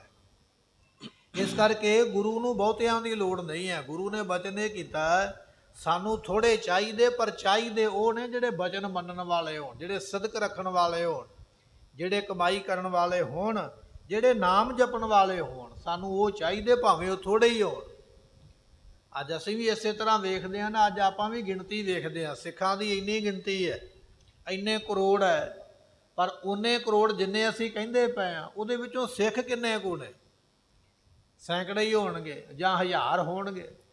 ਬਚਨ ਮੰਨਣ ਵਾਲਿਆਂ ਦੀ ਗਿਣਤੀ ਤੇ ਉਂਗਲਾਂ ਤੇ ਗਿਣੀ ਜਾ ਸਕਦੀ ਹੈ, ਜਿਨ੍ਹਾਂ ਨੇ ਬਚਨ ਮੰਨਿਆ। ਅਨੰਦਪੁਰ ਸਾਹਿਬ ਦੀ ਧਰਤੀ ਤੇ 1699 ਦੀ ਵਿਸਾਖੀ ਨੂੰ 1 ਲੱਖ ਤੋਂ ਵੱਧ ਦਾ ਇਕੱਠ ਲਿਖਿਆ ਇਤਿਹਾਸਕਾਰਾਂ ਨੇ। ਇੰਨੀ ਸੰਗਤ ਆਈ ਮਹਾਰਾਜ ਦੇ ਕੋਲ। ਤੇ ਜਦੋਂ ਮਹਾਰਾਜ ਨੇ ਆਖਿਆ ਵੀ ਸਾਨੂੰ ਇੱਕ ਸੀਸ ਚਾਹੀਦਾ, ਐਡੀ ਵੱਡੀ ਗਿਣਤੀ ਵਿੱਚੋਂ ਕੇਵਲ 5 ਜਾਣੇ ਹੀ ਉੱਠੇ। ਤੇ ਬਚਨ ਕਿਹਨਾਂ ਨੇ ਮੰਨਿਆ? 5 ਨੇ। 1 ਲੱਖ ਨੇ ਨਹੀਂ ਮੰਨਿਆ। ਗਿਣਤੀ 1 ਲੱਖ ਤੋਂ ਵੀ ਉੱਪਰ ਦੀ ਹੈ, ਪਰ ਨਿਕਲੇ ਉਹਦੇ ਵਿੱਚੋਂ ਕੇਵਲ 5। ਤੇ ਅਰਦਾਸ ਦੇ ਵਿੱਚ ਆਪਾਂ ਇਹੋ ਹੀ ਬਚਨ ਕਰਦੇ ਨਾ, 5 ਪਿਆਰਿਆਂ, 4 ਸਾਹਿਬਜ਼ਾਦਿਆਂ। ਆਪਾਂ ਇਹ ਤਾਂ ਨਹੀਂ ਨਾ ਕਹਿੰਦੇ ਵੀ ਲੱਖਾਂ ਦੀ ਗਿਣਤੀ ਵਿੱਚ ਸੰਗਤ ਆਈ ਹੈ, ਉਹਨਾਂ ਦੀ ਕਮਾਈ ਦਾ ਧਿਆਨ ਧਰ ਕੇ ਬੋਲੀਏ। ਨਹੀਂ, ਉਹਨਾਂ ਲੱਖਾਂ ਦੀ ਗਿਣਤੀ ਦਾ ਕੋਈ ਕਮਾਈ ਦਾ ਧਿਆਨ ਨਹੀਂ ਧਾਰਦਾ, ਕਿਉਂਕਿ ਉਹਨਾਂ ਦੀ ਕਮਾਈ ਹੈ ਹੀ ਨਹੀਂ, ਬਚਨ ਹੀ ਕੋਈ ਨਹੀਂ ਮੰਨਿਆ। ਲੱਖਾਂ ਦੇ ਵਿੱਚੋਂ 5 ਨੇ ਬਚਨ ਮੰਨਿਆ। ਜਿਨ੍ਹਾਂ ਨੇ ਮੰਨਿਆ, ਕਮਾਈ ਉਹਨਾਂ ਦੀ ਹੈ ਤੇ ਨਾਮ ਵੀ ਉਹਨਾਂ ਦਾ ਹੀ ਲਿਆ ਜਾਂਦਾ ਹੈ। ਗੁਰੂ ਨੂੰ ਬਹੁਤੀ ਗਿਣਤੀ ਨਹੀਂ ਚਾਹੀਦੀ, ਵੀ ਬਹੁਤੀ ਗਿਣਤੀ ਲੰਗਰ ਭਰੇ ਹੋਣ ਛਕਣ ਵਾਲਿਆਂ ਵਾਸਤੇ, ਦਰਬਾਰ ਭਰੇ ਹੋਣ ਬੈਠਣ ਵਾਲਿਆਂ ਵਾਸਤੇ। ਜੇ ਕੋਈ ਨਗਰ ਕੀਰਤਨ ਜਾਂਦਾ ਤੇ ਲੰਮੀਆਂ ਕਤਾਰਾਂ ਲੱਗੀਆਂ ਹੋਣ, ਇਹ ਤੇ ਦੁਨਿਆਵੀ ਲੋਕਾਂ ਨੂੰ ਫਰਕ ਪੈਂਦਾ ਵੀ ਮੇਰੇ ਮਗਰ ਇੰਨੇ ਬੰਦੇ ਨੇ, ਜਾਂ ਡੇਰੇਦਾਰਾਂ ਨੂੰ ਫਰਕ ਪੈਂਦਾ ਵੀ ਮੇਰੇ ਮਗਰ ਇੰਨੀਆਂ ਵੋਟਾਂ ਨੇ, ਮੈਨੂੰ ਸਰਕਾਰ ਵੱਲੋਂ ਕੁਝ ਮਿਲ ਜਾਵੇ। ਸੱਚੇ ਗੁਰੂ ਨੂੰ ਗਿਣਤੀ ਦਾ ਕੋਈ ਫਰਕ ਨਹੀਂ ਹੈ। ਥੋੜੇ ਹੋਣ, ਬਹੁਤੇ ਹੋਣ, ਨਾ ਵੀ ਹੋਣ ਤੇ ਤਾਂ ਵੀ ਕੋਈ ਨਹੀਂ ਹੈ। ਪਰ ਗੁਰੂ ਨੂੰ ਉਹ ਚਾਹੀਦੇ ਜਿਹੜੇ ਬਚਨ ਮੰਨਣ ਵਾਲੇ, ਹੁਕਮ ਮੰਨਣ ਵਾਲੇ, ਸਿਦਕ ਕਮਾਉਣ ਵਾਲੇ। ਸਤਿਗੁਰਾਂ ਦੇ ਸਿੱਖ ਅਨੰਦਪੁਰ ਸਾਹਿਬ ਦੀ ਧਰਤੀ ਤੇ ਸ਼ਹੀਦ ਹੋਏ ਨਾ, ਤੇ ਭਾਈ ਡੱਲੇ ਨੇ ਦਮਦਮਾ ਸਾਹਿਬ ਦੀ ਧਰਤੀ ਤੇ ਆਖਿਆ, ਮਹਾਰਾਜ ਮੈਨੂੰ ਯਾਦ ਕਰਦੇ, ਮੇਰੇ ਕੋਲ ਬੜੀ ਵੱਡੀ ਫੌਜ, ਬੜੇ ਤਗੜੇ ਸੂਰਮੇ ਮੈਂ ਲੈ ਕੇ ਆ ਜਾਂਦਾ। ਤੇ ਸਤਿਗੁਰੂ ਕਹਿੰਦੇ ਹੁਣ ਕੀ ਵਿਗੜਿਆ? ਐਡੀ ਵੱਡੀ ਫੌਜ ਵਿੱਚੋਂ ਇੱਕ ਬੰਦਾ ਮੰਗਾ ਦੇ, ਅਸੀਂ ਬੰਦੂਕ ਵਿੱਚੋਂ ਗੋਲੀ ਚਲਾ ਕੇ ਵੇਖਣੀ ਹੈ। ਤੇ ਜਦੋਂ ਡੱਲੇ ਨੇ ਆਵਾਜ਼ ਮਾਰੀ ਨਾ ਆਪਣੀ ਫੌਜ ਨੂੰ ਵੀ ਆਓ ਭਾਈ, ਤੇ ਉਹਨਾਂ ਨੇ ਜਵਾਬ ਦਿੱਤਾ, ਕਹਿਣ ਲੱਗੇ ਮਹਾਰਾਜ ਨੇ ਜੇ ਗੋਲੀ ਚਲਾਉਣੀ ਹੈ ਤੇ ਕਿਸੇ ਬੱਕਰੇ ਤੇ ਚਲਾ ਦੇਣ, ਕੁੱਤੇ ਤੇ ਚਲਾ ਦੇਣ, ਹੋਰ ਜੰਗਲ ਵਿੱਚ ਵਾਧੂ ਜਾਨਵਰ ਨੇ, ਕਿਸੇ ਕੰਧ ਵਿੱਚ ਗੋਲੀ ਮਾਰ ਕੇ ਵੇਖ ਲੈਣ, ਪਤਾ ਲੱਗ ਜਾਵੇਗਾ, ਬੰਦਾ ਜ਼ਰੂਰ ਮਾਰਨਾ। ਡੱਲਾ ਸੋਚੀ ਪੈ ਗਿਆ ਵੀ ਮੇਰਾ ਤੇ ਫੌਜੀ ਇੱਕ ਵੀ ਅੱਗੇ ਨਹੀਂ ਵਧਿਆ। ਸਤਿਗੁਰੂ ਕਹਿਣ ਲੱਗੇ, ਡੱਲਿਆ ਜਿੱਥੇ ਸਾਡੇ ਘੋੜੇ ਬੱਝੇ ਹੋਏ ਨੇ ਉੱਥੇ 2 3 4 5 ਸਿੱਖ ਘਾਹ ਦੀ ਸੇਵਾ ਕਰਦੇ ਪਏ, ਘੋੜਿਆਂ ਨੂੰ ਘਾਹ ਪਾਉਂਦੇ ਪਏ। ਉੱਥੇ 2 ਸਾਡੇ ਸਿੱਖ ਨੇ, ਉਹਨਾਂ ਨੂੰ ਜਾ ਕੇ ਇਹ ਗੱਲ ਕਹਿ ਗੁਰੂ ਗੋਬਿੰਦ ਸਿੰਘ ਨੇ ਗੋਲੀ ਚਲਾਉਣੀ ਹੈ, ਕੋਈ ਸਿੱਖ ਆਪਣਾ ਸੀਨਾ ਅੱਗੇ ਕਰੇ। ਇਹ ਬਚਨ ਕਹਿਣਾ ਹੈ ਵੀ ਗੋਲੀ ਚਲਾਉਣੀ ਹੈ ਤੇ ਮੌਤ ਆਵਾਜ਼ ਮਾਰਦੀ ਹੈ ਵੀ ਆਓ ਕਿੰਨੇ ਮੌਤ ਅੱਗੇ ਸਿਰ ਦੇਣਾ। ਜਦੋਂ ਡੱਲੇ ਨੇ ਜਾ ਕੇ ਆਖਿਆ ਤੇ ਦੋਨੇ ਜਾਣੇ ਭੱਜ ਪਏ ਫੁੱਲ ਸਪੀਡ ਦੇ ਉੱਪਰ, ਇੱਕ ਦੂਜੇ ਤੋਂ ਅੱਗੇ। ਮਹਾਰਾਜ ਦੇ ਕੋਲ ਆ ਗਏ। ਉਹ ਆਖਦਾ ਮੈਂ ਅੱਗੇ ਹੋਣਾ, ਦੂਜਾ ਆਖਦਾ ਮੈਂ ਅੱਗੇ ਹੋਣਾ। ਇੱਕ ਆਖਦਾ ਮੇਰੀ ਉਮਰ ਵੱਡੀ ਹੈ, ਪਹਿਲ ਮੈਨੂੰ ਮਿਲਣੀ ਚਾਹੀਦੀ ਹੈ। ਦੂਜਾ ਆਖਦਾ ਸੁਣਿਆ ਪਹਿਲਾਂ ਮੈਂ ਸੀ, ਪਹਿਲ ਮੈਨੂੰ ਮਿਲਣੀ ਚਾਹੀਦੀ ਹੈ। ਦੋਨੇ ਹੀ ਖੜ ਗਏ। ਮਹਾਰਾਜ ਨੇ ਤੱਕ ਕੇ ਜਦੋਂ ਬੰਦੂਕ ਦਾ ਨਿਸ਼ਾਨਾ ਲਾਇਆ, ਜਾਣ ਬੁੱਝ ਕੇ ਮਹਾਰਾਜ ਨੇ ਗੋਲੀ ਸਿਰ ਦੇ ਉੱਪਰ ਦੀ ਕੱਢ ਦਿੱਤੀ। ਸਤਿਗੁਰੂ ਕਹਿਣ ਲੱਗੇ, ਡੱਲਿਆ ਸਾਡੇ ਸਿੱਖ ਇਹ ਨੇ ਜਿਹੜੇ ਗੋਲੀ ਖਾਣ ਵਾਸਤੇ ਵੀ ਲੜਦੇ ਪਿਆ ਵੀ ਮੈਂ ਖਾਣੀ ਅੱਗੇ ਹੋ ਗਏ। ਸਿੱਖ ਦਾ ਇਹ ਸਿਦਕ ਹੈ। ਤੇਰੇ ਹਜ਼ਾਰਾਂ ਸਿਪਾਹੀ ਤਗੜੇ ਤਗੜੇ ਸਰੀਰਾਂ ਵਾਲੇ ਕਹਿੰਦੇ ਵੀ ਮਹਾਰਾਜ ਬੱਕਰੇ ਨੂੰ ਗੋਲੀ ਮਾਰ ਲੈਣ। ਇਹਨਾਂ ਦੇ ਮਨ ਵਿੱਚ ਭਰੋਸਾ ਨਹੀਂ, ਇਹਨਾਂ ਸਾਡੇ ਵਾਸਤੇ ਕੀ ਲੜਨਾ ਸੀ। ਬਚਨ ਇਹ ਹੈ, ਗੁਰੂ ਨੂੰ ਗਿਣਤੀ ਨਹੀਂ, ਗੁਰੂ ਨੂੰ ਸਿਦਕ ਵਾਲੇ ਚਾਹੀਦੇ। ਲੱਖਾਂ ਵਿੱਚੋਂ 5 ਨਿਕਲੇ, ਡੱਲੇ ਦੀ ਫੌਜ ਵਿੱਚੋਂ ਇੱਕ ਵੀ ਨਹੀਂ ਨਿਕਲਿਆ। ਸਤਿਗੁਰਾਂ ਨੇ ਇੱਥੇ ਬਚਨ ਸਮਝਾਇਆ, ਗਿਣਤੀ ਵੱਲ ਨਾ ਪਾਓ। ਸਿੱਖਾਂ ਦੀ ਗਿਣਤੀ ਘਟ ਗਈ ਹੈ, ਜਾਂ ਸਿੱਖ ਇੰਨੇ ਕਰੋੜ ਹੋ ਗਏ। ਉਹਨੇ ਕਰੋੜ ਵਿੱਚੋਂ ਸਿੱਖ ਕਿੰਨੇ ਕੁ ਨੇ, ਮਸਲਾ ਇਹ ਹੈ। ਜਿਹੜਾ ਸਿੱਖ ਹੈ ਉਹ ਘਟਿਆ ਨਹੀਂ, ਉਹ ਤੇ ਵਧਿਆ ਹੀ ਹੈ। ਤੇ ਜਿਹੜਾ ਸਿੱਖ ਹੀ ਨਹੀਂ, ਉਹਦਾ ਕੋਈ ਦੀਨ ਧਰਮ ਹੀ ਨਹੀਂ, ਉਹ ਘਟ ਜਾਵੇ ਵੱਧ ਜਾਵੇ ਉਹਦੇ ਨਾਲ ਫਰਕ ਕੋਈ ਨਹੀਂ ਪੈਂਦਾ ਹੈ। ਸਤਿਗੁਰੂ ਬਖਸ਼ਿਸ਼ ਕਰਦੇ, ਕਹਿਣ ਲੱਗੇ ਭਾਈ ਅਸੀਂ ਤੁਹਾਨੂੰ ਲਿਆ, ਬਖਸ਼ ਸਾਰਿਆਂ ਨੂੰ, ਮਾਫ ਦਿੱਤਾ ਕਰ। ਆਪੋ ਆਪਣੇ ਘਰੀ ਜਾਓ, ਕੰਮਕਾਰ ਕਰੋ, ਪਰ ਕੰਮਕਾਰ ਕਰਦਿਆਂ ਨਾਮ ਜ਼ਰੂਰ ਜਪਿਆ ਕਰੋ, ਬਾਣੀ ਜ਼ਰੂਰ ਪੜ੍ਹਿਆ ਕਰੋ। ਉਹ ਉਪਦੇਸ਼ ਅੱਜ ਸਾਡੇ ਤੇ ਵੀ ਲਾਗੂ ਹੈ। ਅੱਜ ਆਪਾਂ ਨੌਕਰੀਆਂ ਕਰਦੇ ਹਾਂ, ਨੌਕਰੀਆਂ ਤੇ ਜਾਂਦੇ ਹਾਂ, ਗੱਡੀ ਚਲਾ ਕੇ ਜਾਂਦੇ ਹਾਂ, ਦੁਕਾਨਦਾਰੀ ਕਰਦੇ ਹਾਂ, ਕੰਮਕਾਰ ਕਰਦੇ ਹਾਂ। ਕੰਮਕਾਰ ਕਰ, ਪਰ ਕਰਦਿਆਂ ਕਰਦਿਆਂ ਨਾਲ ਨਾਮ ਜਪਿਆ ਕਰ, ਬਾਣੀ ਪੜ੍ਹਿਆ ਕਰ ਜਿੰਨਾ ਸਮਾਂ ਹੋ ਸਕਦਾ। ਅੱਜ ਤੇ ਬਾਣੀ ਪੜ੍ਹਨੀ ਸੌਖੀ ਬੜੀ ਹੈ, ਬੜੇ ਸਾਧਨ ਆ ਗਏ। ਜੇ ਕੰਪਿਊਟਰ ਦੇ ਕੰਮ ਕਰਦਾ ਉੱਥੇ ਬਾਣੀ ਦਾ ਸ਼ਬਦ ਲਾਇਆ ਜਾ ਸਕਦਾ। ਜੇ ਗੱਡੀ ਚਲਾਉਂਦਾ ਪਿਆ ਤੇ ਤਾਂ ਬਾਣੀ ਦਾ ਸ਼ਬਦ ਲਾਇਆ ਜਾ ਸਕਦਾ। ਜੇ ਦੁਕਾਨਦਾਰੀ ਕਰਦਾ ਪਿਆ ਤੇ ਉੱਥੇ ਵੀ ਗੁਰਬਾਣੀ ਦਾ ਸ਼ਬਦ ਲਾਇਆ ਜਾ ਸਕਦਾ। ਨਾਮ ਜਪਣਾ, ਨਾਮ ਸੁਣਨਾ ਅੱਜ ਤੇ ਸਾਧਨ ਬੜੇ ਬਣ ਗਏ, ਪਰ ਫਿਰ ਵੀ ਨਾ ਜਪਿਆ ਜਾਏ ਤੇ ਮਾੜੇ ਭਾਗ ਨੇ। ਇਸ ਕਰਕੇ ਹਾਥ ਪਾਉ ਕਰ ਕਾਮ ਸਭ ਚੀਤ ਨਿਰੰਜਨ ਨਾਲ, ਕੰਮਕਾਰ ਕਰਦਿਆਂ ਨਾਲ ਨਾਲ ਨਾਮ ਜਪਣਾ ਹੈ। ਮਹਾਰਾਜ ਨੇ ਕਿਤੇ ਇਹ ਨਹੀਂ ਲਿਖਿਆ ਜਾਂ ਆਖਿਆ ਵੀ ਰਾਮ ਰਾਮ ਗਾਏਂਗੇ, ਟੱਲੀਆਂ ਬਜਾਏਂਗੇ, ਮੰਗ ਕੇ ਖਾਏਂਗੇ। ਮੰਗ ਕੇ ਖਾਣ ਵਾਸਤੇ ਨਹੀਂ ਸਾਨੂੰ ਬਣਾਇਆ, ਟੱਲੀਆਂ ਵਜਾਉਂਦੇ ਰਹੋ ਮੰਗ ਕੇ ਖਾਓ, ਨਹੀਂ। ਹੱਥਾਂ ਨਾਲ ਕਿਰਤ ਵਿਰਤ ਕਰ, ਕਿਰਤ ਵਿਰਤ ਕਰ ਧਰਮ ਦੀ ਹੱਥੋਂ ਦੇ ਕੇ ਭਲਾ ਮਨਾਏ। ਆਪਣੀ ਕਿਰਤ ਕਰਕੇ ਛਗ, ਪਰ ਕਿਰਤ ਕਰਦਿਆਂ ਨਾਮ ਜਪ ਤੇਰਾ ਭਲਾ ਹੋ ਜਾਏਗਾ। ਇਹ ਮਹਾਰਾਜ ਦਾ ਉਪਦੇਸ਼ ਹੈ। ਕਰ ਜੋਰੈ ਸਭ ਸੀਸ ਨਿਵਾਏ, ਸਾਰਿਆਂ ਨੇ ਹੱਥ ਜੋੜ ਕੇ ਮਹਾਰਾਜ ਨੂੰ ਸਿਰ ਝੁਕਾਇਆ ਹੈ। ਗਬਨੇ ਭਵਨ ਖੁਸ਼ੀ ਗੁਰ ਲੈ ਕੇ, ਮਹਾਰਾਜ ਦੀ ਖੁਸ਼ੀ ਲੈ ਕੇ ਲੋਕ ਆਪੋ ਆਪਣੇ ਘਰਾਂ ਨੂੰ ਚਲੇ ਗਏ। ਬਹੁ ਕਲਿਆਣ ਆਪਣੀ ਪੈ ਕੇ, ਸਾਰਿਆਂ ਨੇ ਆਪੋ ਆਪਣੀ ਕਲਿਆਣ ਕਰਵਾਈ ਹੈ। ਸਾਰੇ ਮੁਕਤੀ ਨੂੰ ਪ੍ਰਾਪਤ ਹੋਏ, ਪਰ ਮੁਕਤ ਉਹ ਹੋਵੇਗਾ ਜਿਹੜਾ ਗੁਰੂ ਦੇ ਉੱਪਰ ਭਰੋਸਾ ਰੱਖੇਗਾ।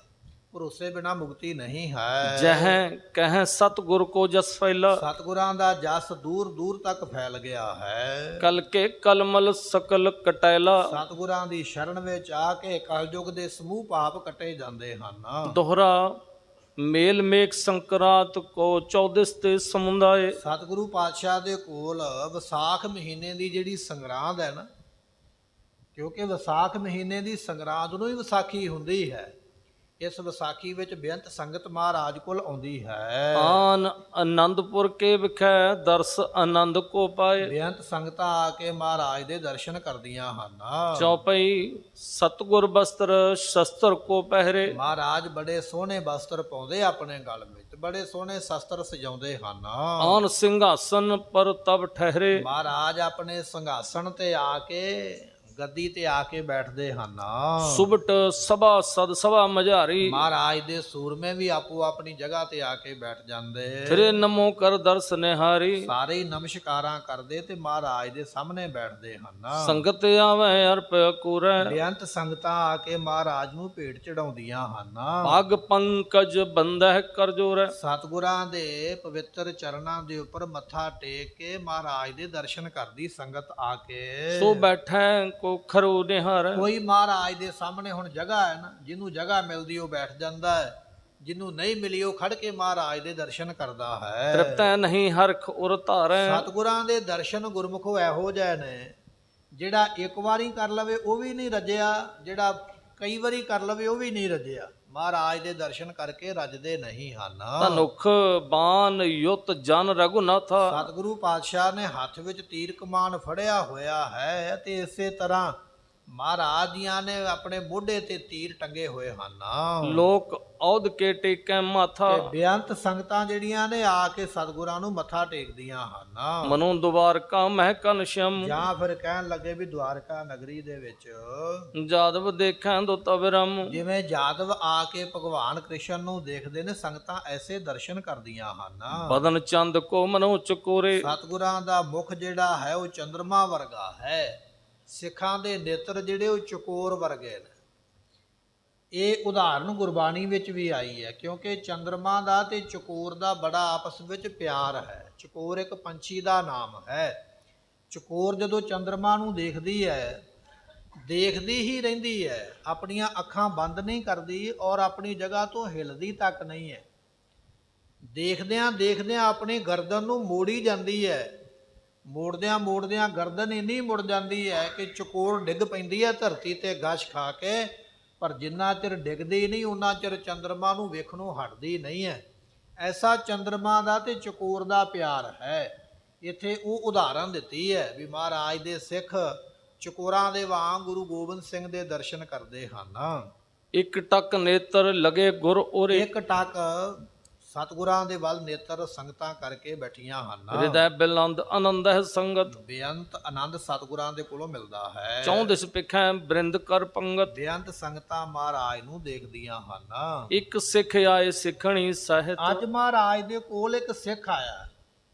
ਕੱਲਾ ਸਿੱਖ ਨਹੀਂ ਆਇਆ, ਆਪਣੀ ਘਰਵਾਲੀ ਇਸਤਰੀ ਆਪਣੀ ਨਾਲ ਲੈ ਕੇ ਇਹ ਸਿੱਖ ਤੇ ਸਿੱਖਣੀ ਦੋਨੇ ਮਹਾਰਾਜ ਦੇ ਕੋਲ ਆਏ ਹਨ। ਬੰਧਨ ਕਰੀ ਭਾਉ ਮਨ ਮਹਿਤ। ਤੇ ਬੜੇ ਭਾਵਨਾ ਨਾਲ ਇਹਨਾਂ ਦੋਵਾਂ ਨੇ ਮਹਾਰਾਜ ਨੂੰ ਮੱਥਾ ਟੇਕਿਆ ਹੈ। ਹੱਥ ਜੋੜ ਕਰ ਬਿਨੈ ਬਖਾਨੀ। ਇਹਨਾਂ ਨੇ ਹੱਥ ਜੋੜ ਕੇ ਸਤਿਗੁਰਾਂ ਦੇ ਅੱਗੇ ਬੇਨਤੀ ਕੀਤੀ। ਦੋ ਜਣੇ ਆਏ ਨਾ, ਪਤੀ ਪਤਨੀ, ਮਹਾਰਾਜ ਨੂੰ ਕਹਿਣ ਲੱਗੇ, ਸਾਚੇ ਪਾਤਸ਼ਾਹ ਸੁਖਦਾਨੀ। ਮਹਾਰਾਜ ਆਪ ਜੀ ਸੱਚੇ ਪਾਤਸ਼ਾਹ ਤੇ ਸੁਖ ਦੇਣ ਵਾਲੇ ਹੋ। ਇੱਕ ਸੁਤ ਹਮਰੇ ਦਇਓ ਸੁਰਾਵਰ। ਸਤਿਗੁਰੂ ਜੀ ਇੱਕ ਪੁੱਤਰ ਆਪ ਜੀ ਨੇ ਦਿੱਤਾ ਸੀ ਸਾਡੇ ਘਰ। ਅੱਜ ਮਹਾਰਾਜ ਦੇ ਕੋਲ ਸੰਗਤ ਦਾ ਬੜਾ ਵੱਡਾ ਇਕੱਠ ਹੈ। ਨਵੀਂ ਸਾਖੀ ਇੱਕ ਸ਼ੁਰੂ ਹੋਈ ਹੈ।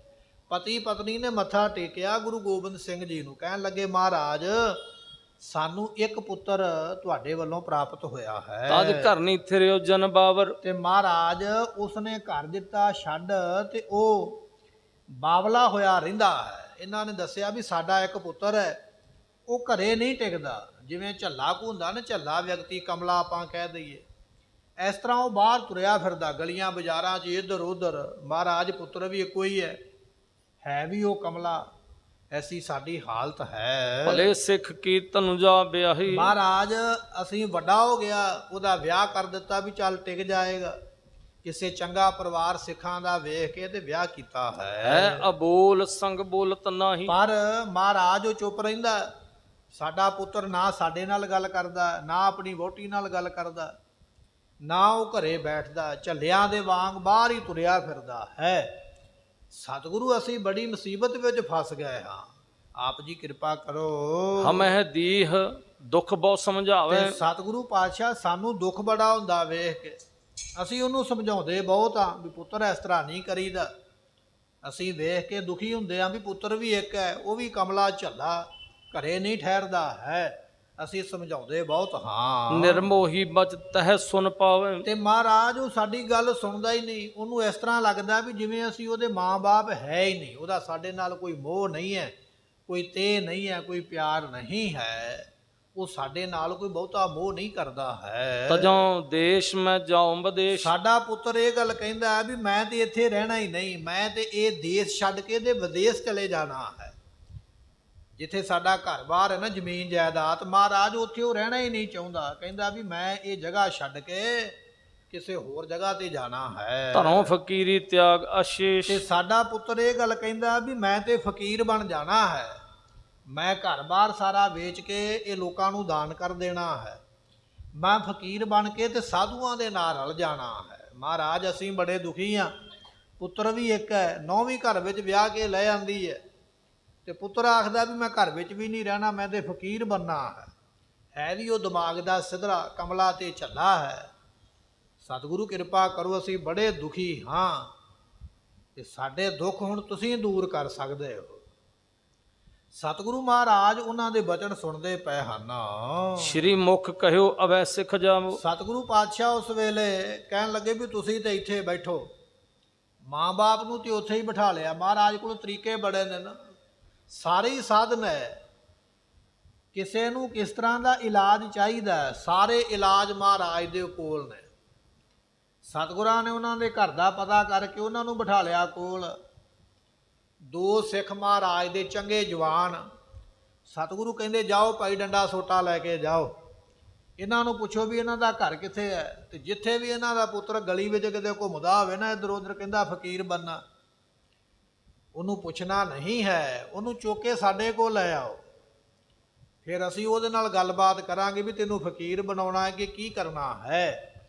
ਮਹਾਰਾਜ ਨੇ ਦੋ ਸਿੱਖ ਆਪਣੇ ਤਿਆਰ ਕੀਤੇ ਹਨ। ਸੁਤ ਹਕਾਰ ਕਰ ਹਮ ਢਿਗ ਲਿਆਵੋ। ਸਤਿਗੁਰੂ ਕਹਿਣ ਲੱਗੇ ਵੀ ਜਾਓ ਭਾਈ, ਜਾ ਕੇ ਇਹਨਾਂ ਦੇ ਪੁੱਤਰ ਨੂੰ ਜਿੱਥੇ ਵੀ ਉਹ ਮਿਲ ਜਾਵੇ ਨਾ, ਜੇ ਤੁਹਾਡੇ ਸੱਦਿਆਂ ਆਉਂਦਾ ਠੀਕ ਹੈ, ਨਹੀਂ ਆਉਂਦਾ ਤੇ ਚੁੱਕ ਕੇ ਸਾਡੇ ਕੋਲ ਲਿਆਉਣਾ ਕਰੋ। ਸੁਨ ਆਇਸ ਆਨਿਓ ਤਤਕਾਲ। ਮਹਾਰਾਜ ਦੇ ਸਿੱਖ ਤੇ ਪਹਿਲਾਂ ਹੀ ਤਿਆਰ ਰਹਿੰਦੇ ਵੀ ਸਤਿਗੁਰੂ ਕਿਤੇ ਆਗਿਆ ਦੇਣ ਤੇ ਸਾਡੇ ਹੱਥਾਂ ਤੇ ਖੁਰਕ ਬੜੀ ਹੁੰਦੀ, ਅਸੀਂ ਜਾ ਕੇ ਉਹ ਥੋੜਾ ਬਹੁਤਾ ਕਿਸੇ ਨੂੰ ਡੰਡ ਦਈਏ। ਮਹਾਰਾਜ ਦਾ ਹੁਕਮ ਸੁਣ ਕੇ ਉਹ ਦੋ ਸਿੱਖ ਛੇਤੀ ਨਾਲ ਤੁਰੇ ਹਨ।